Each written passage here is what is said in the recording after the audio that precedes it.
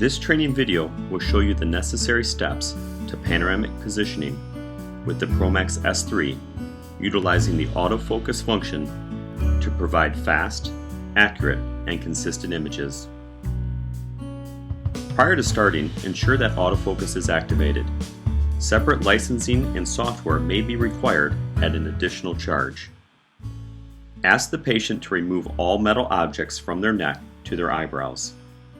Now show your patient the bite stick which they will use in the machine. Have them put their teeth into the grooves and then verify that both their upper and lower centrals are in the groove of the bite stick. You can then take the bite stick from the patient and hold it until you are ready to place it in the ProMax chin rest. Before positioning your patient, make sure you get your imaging software ready. Then choose the appropriate settings on your ProMax. Then position your patient. Once you have activated your imaging software to acquire an image, select the appropriate program, patient size, and jaw size on the ProMax touchscreen. Also verify that AutoFocus is activated. While standing to the side of the ProMax, ask the patient to stand tall behind the ProMax and adjust the height so that they may enter the machine. To adjust the height, the up and down functions can be found on the patient's support arm. Now help the patient find the support arms that they need to hold on to during the exposure. Then ask the patient to step forward into the ProMax, remaining tall so that their chin is directly over the chin rest. Raise the ProMax so that the chin rest touches the patient's skin. Now ask your patient to slide their head back while you place the bite stick into the chin rest. Once in place, you can ask the patient to place their teeth into the grooves.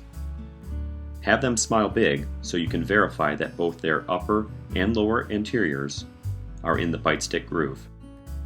Now move to the front of the ProMax and close the temple supports by pressing the temple support button located on the patient's support arm. You will need to move your patient's head so that the mid-sagittal light is positioned between the patient's eyes, centered on the nasion. Now ask the patient to smile big so that you can verify that their occlusal plane is down 5 to 10 degrees.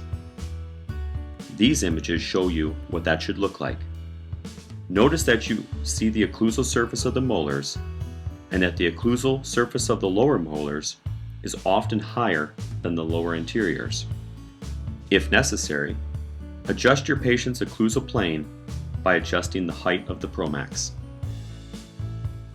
Press the ready or forward button on the touchscreen and ask the patient to close their lips around the bite stick, place their full tongue to the roof of their mouth, and breathe through their nose. For children, you may instruct them to suck on the bite stick like a straw.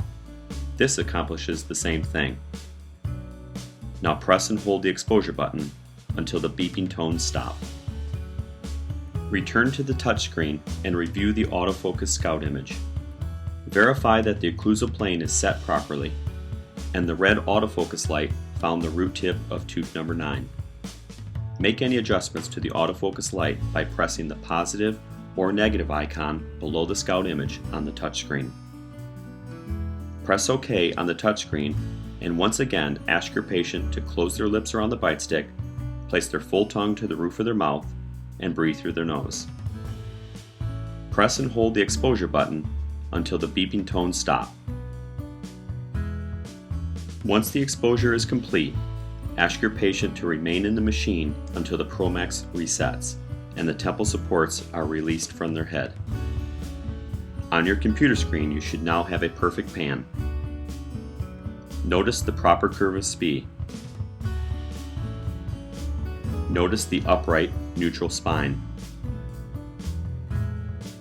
Notice the sharp, in-focused anteriors.